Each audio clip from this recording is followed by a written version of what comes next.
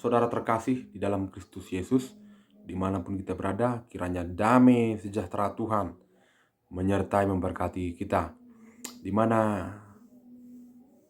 yang saya mau sharing tentang kehidupan kita dalam Tuhan pada saat ini ialah bagaimana motivasi kita di dalam kehidupan kita, rencana kehendak kita semua, apakah turut segambar sesuai dengan kehendak Tuhan, saudara.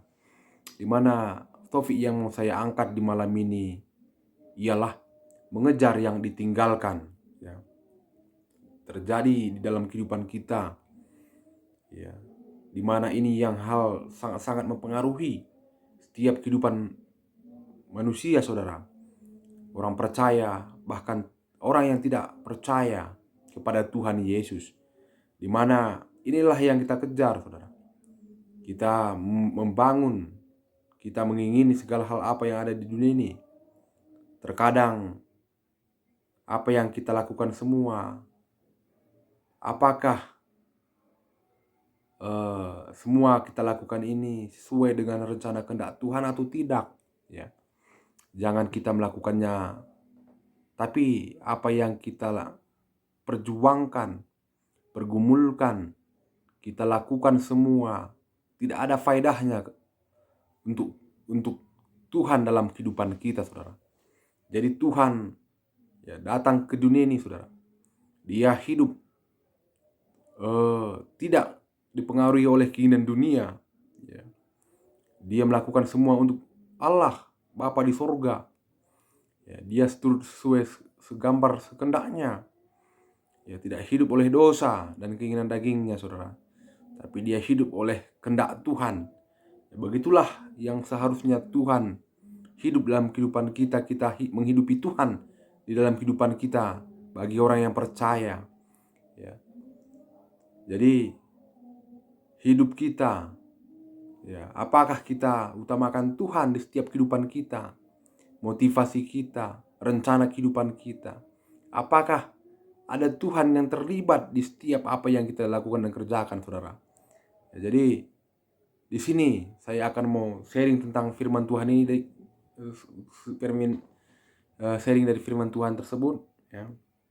Jadi mari kita mengambil kitab referensi kita di Matius 6 ayatnya 19 sampai ke 24, saudara.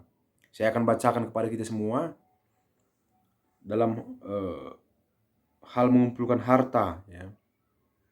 Janganlah kamu mengumpulkan hartamu di bumi ngengat dan karat merusakkannya dan pencuri membongkar serta mencurinya. Tetapi kumpulkanlah bagimu harta di surga ngengat dan karat tidak merusakkannya dan pencuri tidak membongkar serta mencurinya. Karena di mana hartamu berada, di situ hatimu juga berada. Mata adalah pelita tubuh. Jika matamu baik, teranglah seluruh tubuhmu. Jika matamu jahat, gelaplah seluruh tubuhmu.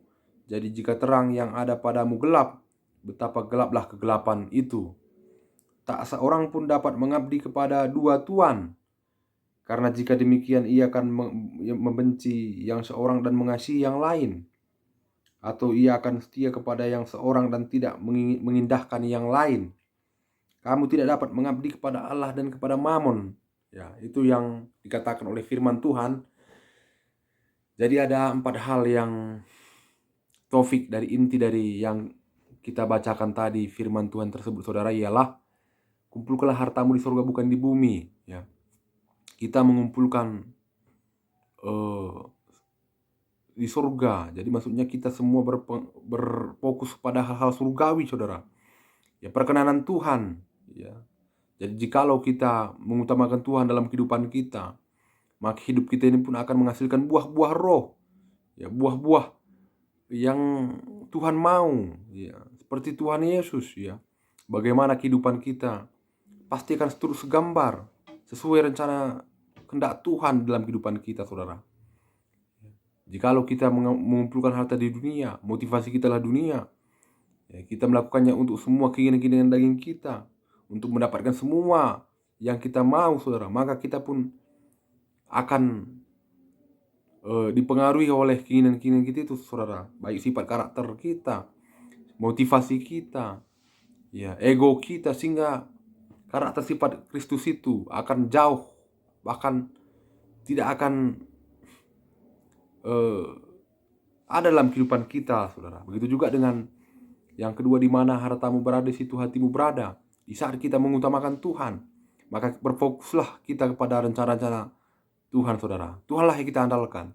Jikalau hati kita, ya, kita letakkan semua kepada apa yang akan kita gapai, ya, kita miliki, ya, di dunia ini, maka motivasi kita, karakter sifat kita pun tercermin dari, ya, yang apa kita miliki tersebut, saudara. Ya, jikalau kita mempunyai segalanya, harta kita banyak dan sebagainya, ya, kita pun akan terkadang semakin sombong, ya, semakin angkuh, ya, semakin kita bermegah diri dengan hal-hal tersebut, ya. Maka hal tersebutlah yang menjauhkan kita pada rencana Tuhan, saudara. Begitu juga dengan mata adalah jendela dunia.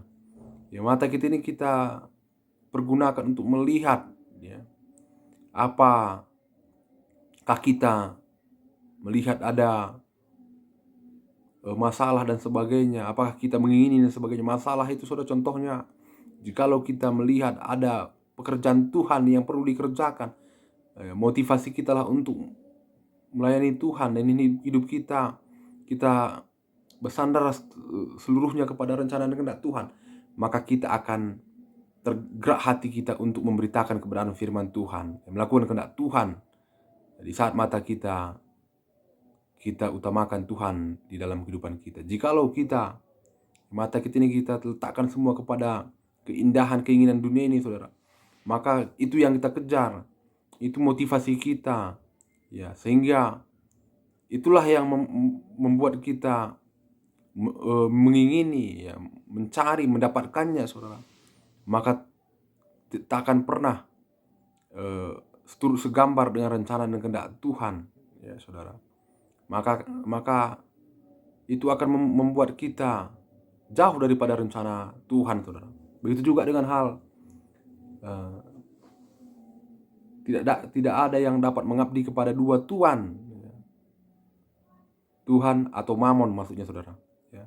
Di mana hal tersebut sangat berseberangan. Ya, firman Tuhan mengatakan, ya, jika kita mengasihi yang lain, kita mengabaikan yang lain. Ya.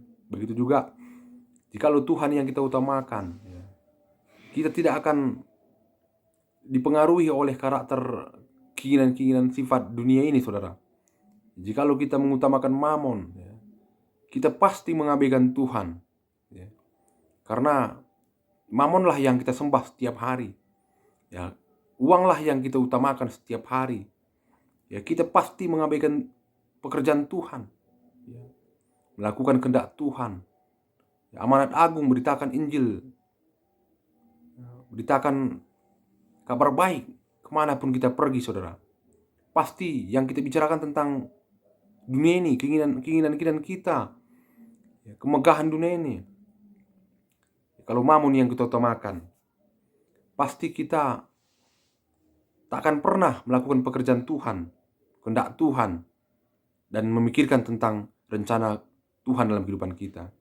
Jikalau kita mengandalkan Tuhan, kita akan memikirkan tentang apa rencana Tuhan dalam kehidupan kita. Kita akan melakukan kehendak Tuhan dalam kehidupan kita. Ya. Hidup kita akan berubah. Hidup kita akan dibaharui setiap hari, saudara. Ya, kita pasti renungkan pagi, siang, malam firman Tuhan tersebut. Ya. Dan kita selalu pasti memberitakan Tuhan kemanapun kita berada. Ya. Kita tidak akan mencari keuntungan dalam pemberitaan firman, tapi hidup kita ini rindunya hanya untuk melakukan dan memberitakan kebenaran firman Tuhan, saudara. Itu yang perlu kita gumulkan, saudara. Apa motivasi kita? Ya, apa tujuan dari hidup kita? Apakah hati, sifat, karakter hidup kita sudah kita mengutamakan Tuhan dalam kehidupan kita, atau kita menaruh harapan kepada apa yang kita ingini, kita miliki di dunia ini, saudara? Ya, itu harus kita betul-betul seleksi, ya, pikirkan, renungkan, saudara, supaya kita jangan mengabdi kepada mamon, kita mengabaikan Tuhan dalam kehidupan kita, saudara. Jadi pasti berseberangan. Ya. Jadi kiranya damai sejahtera Tuhan memberkati, menyertai, memberikan kita hikmat pengertian. Kiranya Roh Kudus yang memberi kita kekuatan supaya kita dibaharui setiap hari untuk mengerti, untuk melakukan kehendak Tuhan dalam kehidupan kita. Haleluya. Amin.